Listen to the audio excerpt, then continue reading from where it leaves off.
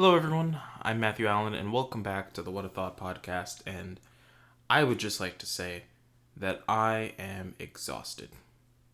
I am so detrimentally exhausted that it's insane.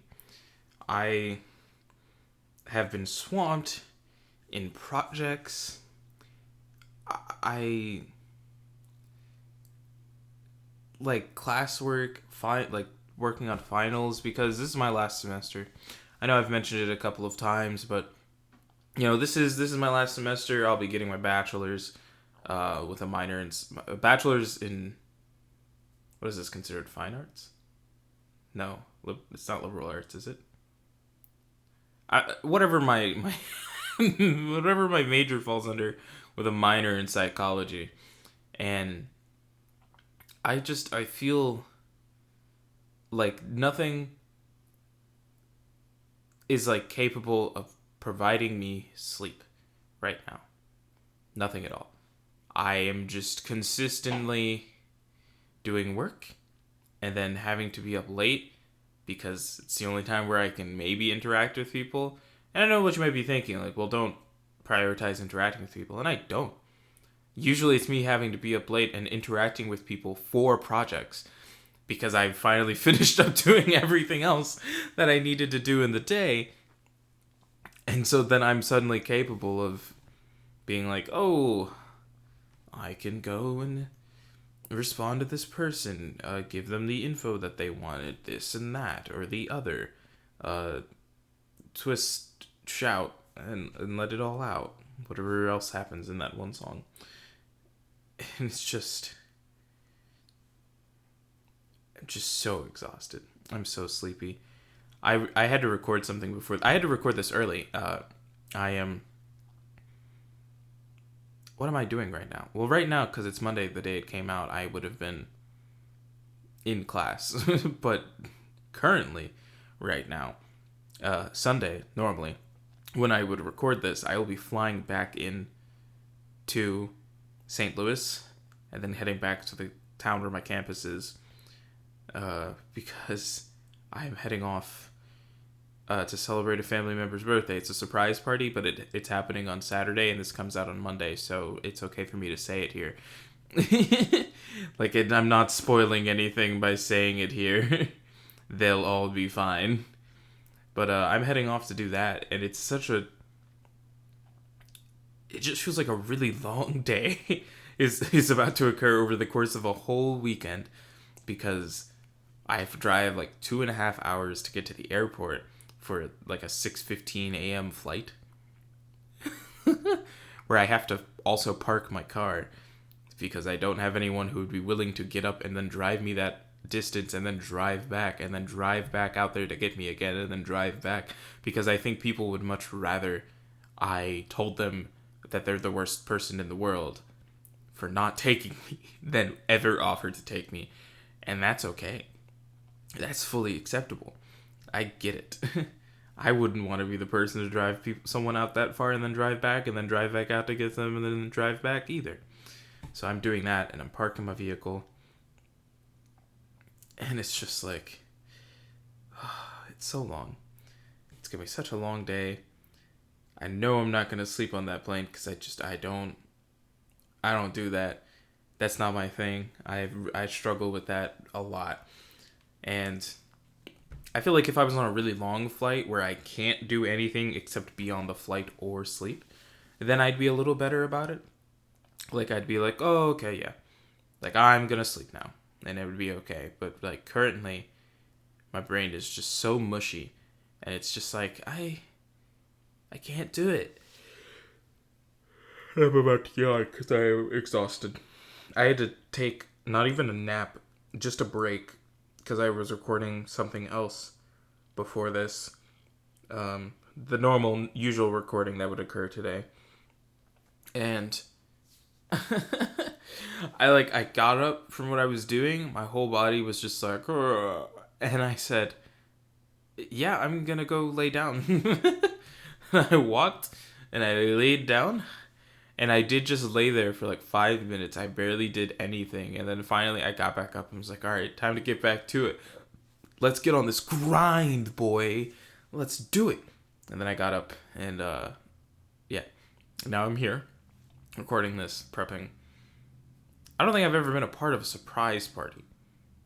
I think I've been a part of a lot of birthday parties before, but never a surprise one. So I'm kind of intrigued. I'm kind of highly fascinated to be a part of it. It's really weird because it's for a family member that's like double my age, so I barely know them. But that's not weird. I didn't mean to word it like that. It's not that it's weird. It's just that it feels odd for me in particular because I am going to feel like the odd man out in a situation such as that. Which I sort of just always feel like the odd man out when it comes to birthday parties. But that's just me. I'm just weird.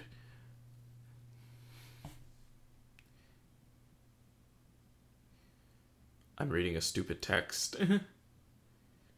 And that's exactly how I'm going to describe that text. It's stupid.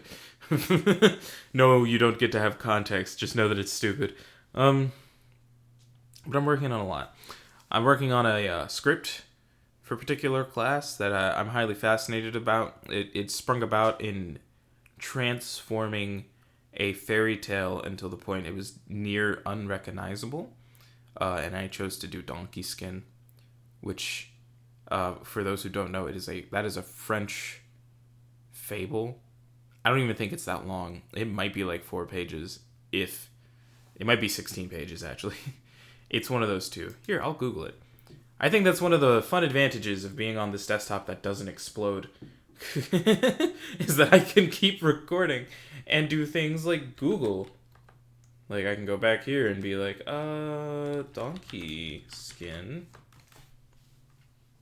Yep, French fairy tale. It's like 18 pages. So, like, it's not long. But it was very fascinating to learn about. It came about, like, its knowledge came about to me because of a video game. And I was like, okay. And so I incorporated that, and then I was like, oh, for my final, I'm going to try and do this. And now I've got to really rewrite the yeehaw out of this script amongst 10 other things. I've got to go interview people for a separate project that is like an 8-page paper, and I want nothing to do with that paper. I hate it. I hate the idea of APA format. It's disgusting. I also feel like there are people that don't like accurately depict to you how APA format works, because I have literally never written in APA. This is the first time in my college existence that I've had to write in APA format. I think I wrote APA once, and it was in an English class that I took years ago. And the whole point of the paper was to demonstrate the ability to write an APA-style paper, because we had just learned what an APA-style paper was. And I would rather never. I'd rather go up there and give a 10-minute presentation, if I'm being honest. It is highly, highly ridiculous to do all of that nonsense in that formatting style. Like, I'm glad that the way that it's done is in such a way that it creates its own extended page count, but I still hate it. I still hate it so much. I'm very sleepy. I know this isn't going to be 15 minutes because that would be insane, but the idea of it hitting 30 feels so non-existent because most of my topics are about to be just me talking about how sleepy I am and the things I have to do. Trying to figure out what to do for a film project that is one half of a final for a different class. And then what's the other one? I've got to write and put together the 10-minute play. I have the 8-page AP. Oh, the other one is just a minimum 6-page paper. Totally forgot about that.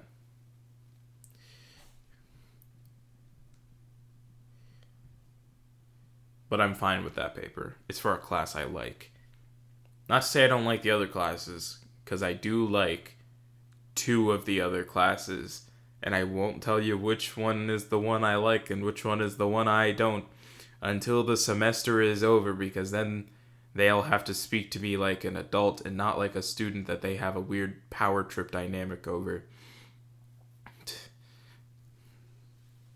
Just let that sink in. Let that sink in for a moment. What was gonna be the next sentence?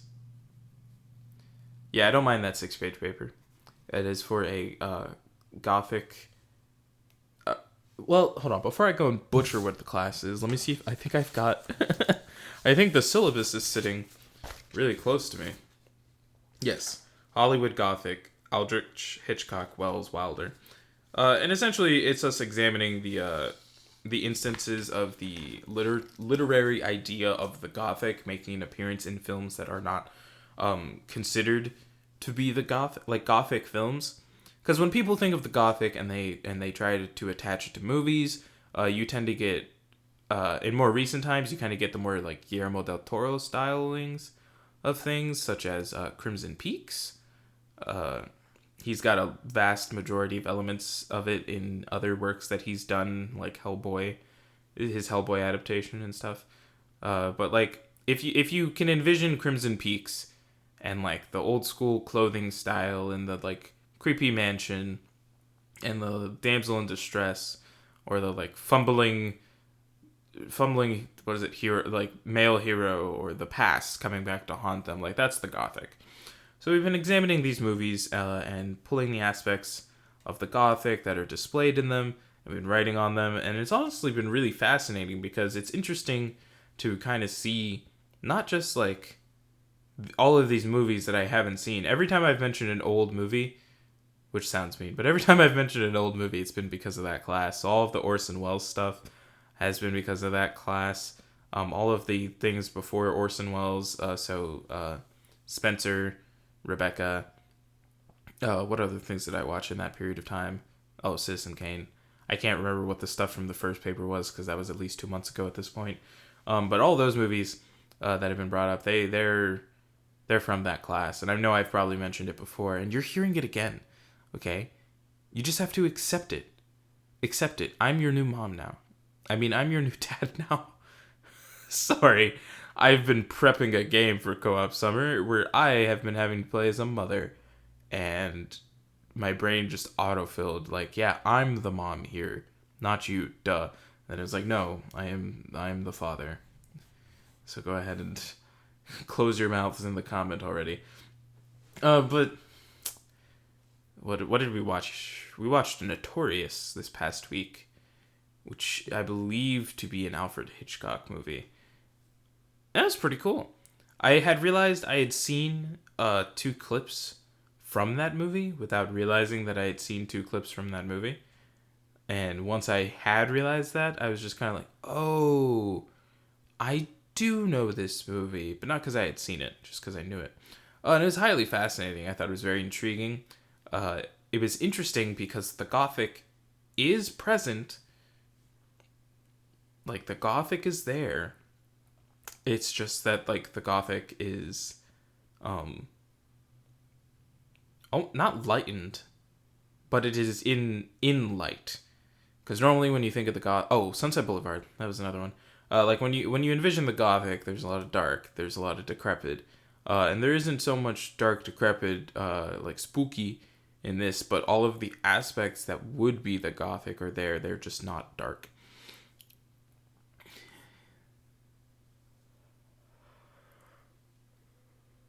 I just yawned really aggressively. I was just in the middle of that sentence and my whole body just entered such a tired mode. I don't know why I'm... That's a lie. I know exactly why I'm so exhausted. Because I spend all my time working on everything. And then getting no sleep. And then still having so many things left to do. I have so much to do. We've already gone over that. Where was I in the conversation? The Gothic. Yeah, the Gothic just kind of shows up in things in so many different ways, and I think it's kind of fantastic. Because it's, we kind of attribute the Gothic to literary. We think about Poe. We think about that man with his racist cat name. And it's just like, yeah, that's the Gothic. Like, it's in there. or not sci-fi. No, it's still the Gothic. And you're just kind of like, yeah, this can appear in movies in a variety of different ways. Like the Haunted Mansion, that's Gothic. That mansion is literally haunted.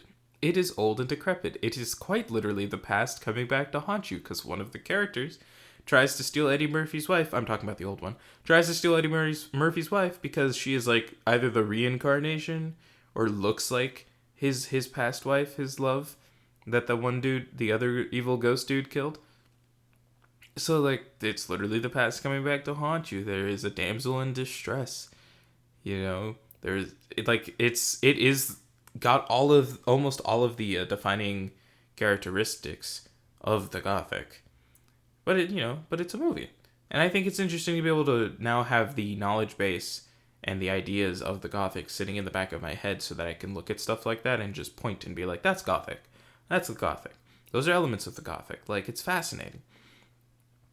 So highly fascinating. Okay. I'm going to do my best to not give spoilers. So if I do, I apologize. But you're being forewarned that you are about to hear me talk possibly about the Super Mario Brothers movie. Okay? Just came out recently. I just saw it the day before I recorded this. That's right. The day before.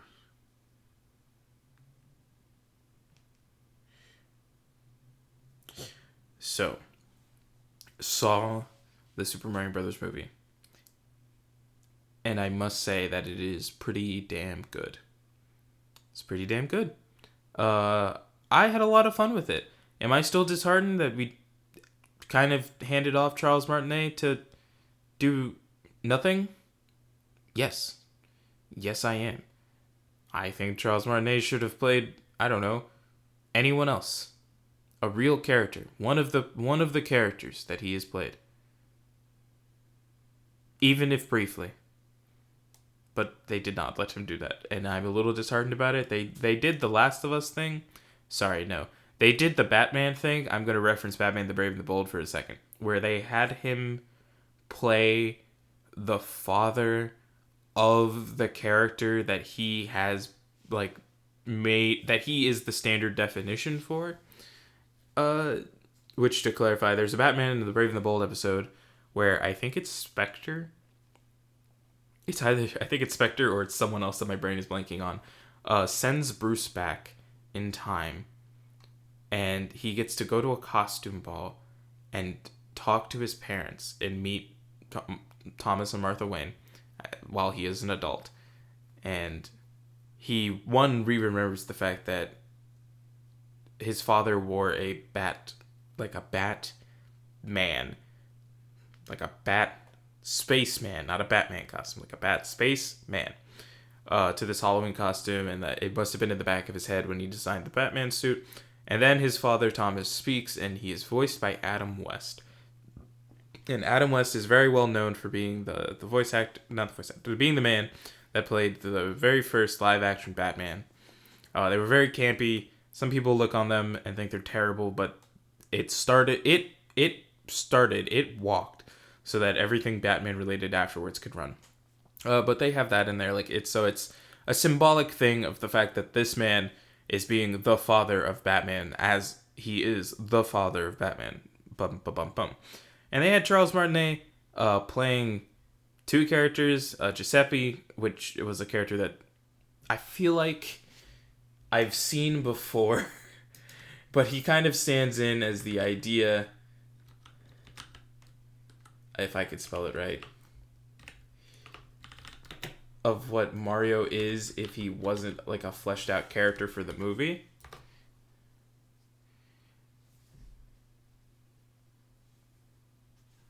Oh. But he is also an actual character from Nintendo, as I'm learning. Interesting. Good friend to Mario and Luigi. Huh. I've never heard of Giuseppe. I don't know if he's real. That G looks fake.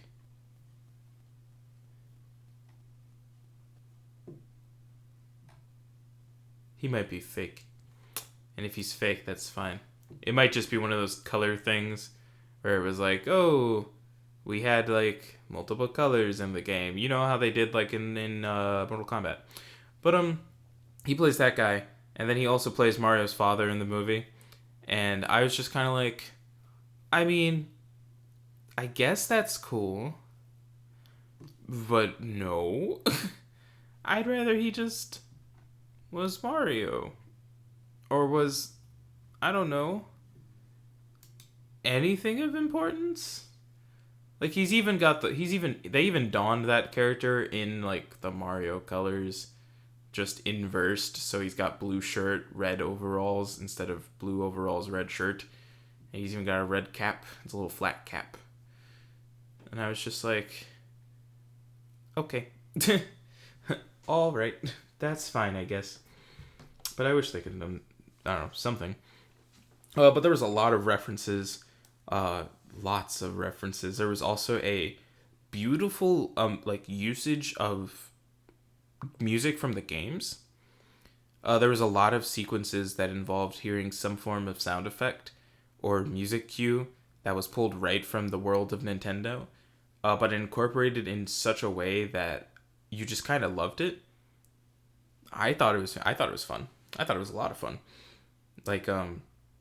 Yeah. I think the only one that stood out in like the, oh, I get it way was Luigi's ringtone on his phone is the GameCube noise, which is kind of funny because it could definitely be a ringtone. I just hadn't thought about it.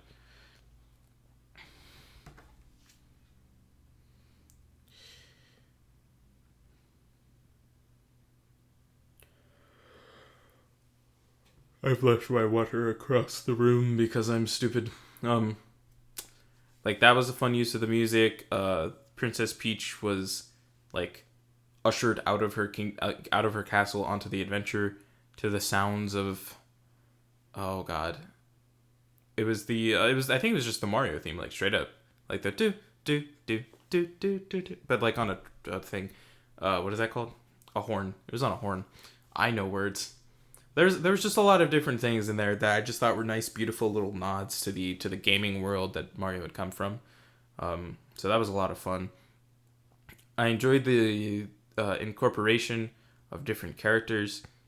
I enjoyed seeing the DK country because I feel like it's been a hot second since we've been in DK land, which I guess is okay. They even had Diddy there. They had Diddy Kong. They had Cranky Kong. They had Donkey Kong, and I think the less we talk about Donkey Kong, the better. Seth Rogen has stated explicitly that if he doesn't do voices, like if you cast him in your animated project, you're getting Seth Rogen. Like he doesn't do voices. And Donkey Kong does not talk in the games. He doesn't have a voice. So this is like the first full-fledged speaking Donkey Kong has done. And if I'm wrong, do let me know. Because as far as I know, I just pulled my mic on accident. As far as I know, I've never heard Donkey Kong speak in any game that I've ever played. But I also know that I don't play too many games where Donkey Kong is more than just a character. But like, ow, my nose. Yeah, it's just, I don't know, it's just something about his voice it just felt wrong. It just felt wrong.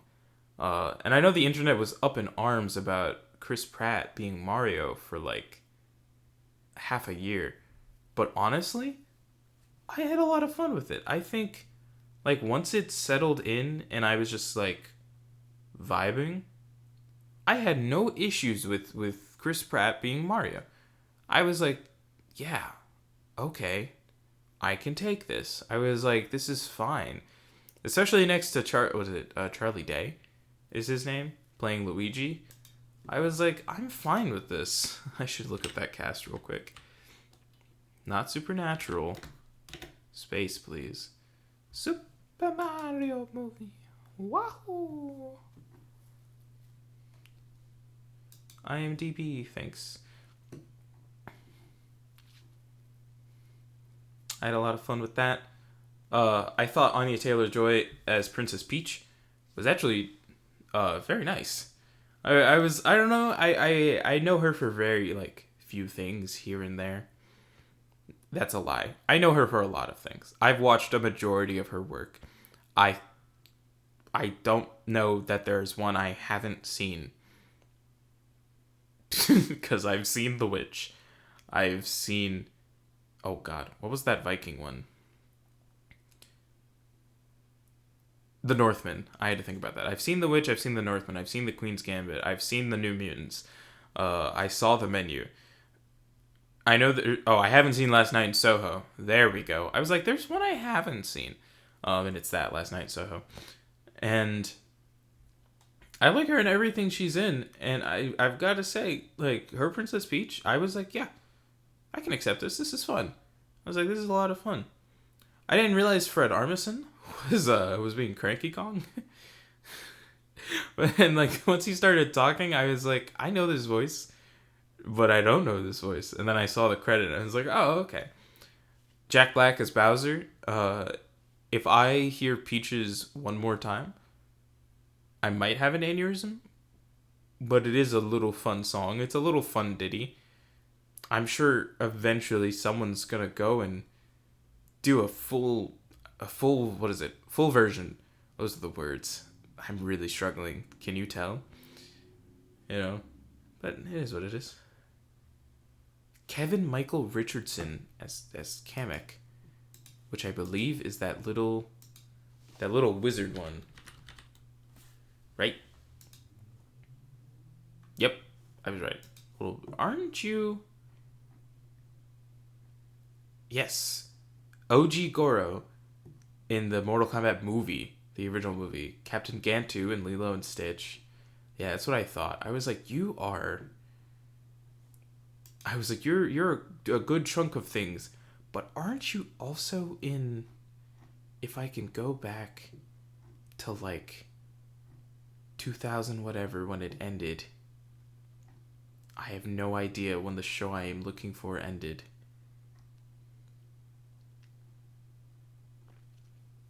Or I don't have enough brain cells to quantify what show I think I'm looking for. The Cleveland Show. That's not what I was looking for. I think I was looking for the Boondocks. Because I could almost swear that he's in there too. But I could be wrong. It happens. Impossible. Can you tell I'm still looking at IMDb? The Proud Family. Okay. Dave the Barbarian. I feel like I've heard of that one. Static Shock. Oh, was he the father in Static Shock? Oh, that's dope.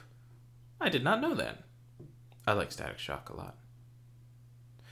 Oh, I'm too far down for the Boondocks. I forgot they took a super long break and then had more episodes again.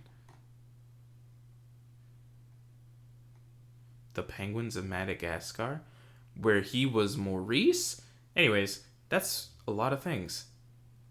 There's way more things than I was expecting to have read off in that moment. Oh, and then I saw Uncle Grandpa. That ruined it. It's ruined, tarnished. Destroy it, get rid of it, gone, out of my mind. Groot on Guardians of the Galaxy, the TV series. I didn't even know that was a thing. Trolls. Anyways, back to what I was doing. I was looking at the rest of the cast. I got stuck on that. Yeah, Seth Rogen is Donkey Kong. Fred Armisen. Keegan-Michael Key is Toad. I thought it was fun. It had that, like, grating style voice to it. But it was still endearing. And I guess I can take it. And then we had Charlie Day's Luigi. And I have already had a human being essentially look me in the eyes and tell me they're simping over Luigi. And I've never hated being able to read more than I did in that moment. But yeah. But it's a fun movie. I enjoy the story. I enjoy the incorporation of things. I do get a good little laugh at the dry bones noise effect. In the dry bones sequence, I enjoyed that Mario was playing Kid Icarus, which is just hilarious to me. I enjoyed the use of the warp pipes, which is such a weird thing. The inclusion of Mario Kart nonsense was fun. Rainbow Road, like it was really just a dream, a nerd's dream made for a kid while still respecting what it was being based off of. Because I think that happens a few times here and there when you take something that is like simplistic in nature and you adapt it out for children, but it's been around long enough that there are fans that are adults, and you kind of alienate them by making fun of all of the things that they had loved. But this movie didn't do that. This movie, I think, very nicely and with a lot of respect, pulled from its sources, had a lot of fun with it, and just it was a good time. I really enjoyed it like a lot more than I thought I was going to. I thought I was going to hate it, and then I did not, and I think that's really good. So yeah, I didn't talk much about the movie. I really just talked about the cast and the incorporation of things and whatnot, like Punch Out Pizza. I think it was Punch Out Pizzeria, but I thought that was funny. But there were. I also thought it was interesting that there weren't a lot of references like that, like calling out to other media. Like there was the him playing Kid Icarus. There was the Punch Out Pizzeria, and then like I guess the GameCube noise. But other than that, it was entirely just Mario stuff, which I thought was really nice. The story is very simple. It's just a little fun adventure, but I think in the instance of a Mario film, that's all it needed to be. It never needed to be anything more than that, and I think the fact that it does that so well is really nice. I know they teased Yoshi, and they also teased the fact that Rosalina is out there somewhere because her little star boy was existing throughout the majority of the movie. They really did that Yoshi scene like it was the 1990 Godzilla that America made. Oh lord. But yeah, I think if they make a second one, I don't know what they're gonna do. Actually, I think I have some ideas, but I kind of look forward to it. If they do make one, I'm also fine if they don't. I think that's perfectly acceptable. But yeah, it was a nice movie. Go see it. Go have fun. You know, it's one of those ones that if you just want to go have fun, dude, go have fun. And that's all you need to do is have fun. And that's what I did. I went with a couple of friends and it was a great time. So, you know, get out there, have fun, especially as we're getting closer to the end of semesters. For those in college, we're getting to the end of the school years. For those in like middle school, high school, elementary school, we're getting real close to summer. So you got to really get out there. You got to go have fun, enjoy yourselves. Make sure to sleep like an appropriate amount, or else you won't enjoy yourself as much. You'll sound like me and look like me. If only you could see my face right now. But yeah, I think that's where I'm going to go ahead and leave it off. So thank you guys so much for joining me for this What a Thought. If you liked it, make sure to check out the Linktree link down below. It'll take you to everything else I do, the other YouTube channel, The Soloist, as well as the Twitch of the same name, as well as all of my social media, Instagram, Twitter, and TikTok, and not the croc. But yeah, I've been Matthew Allen. This has been What a Thought, and I will see all of you for What a Book next week.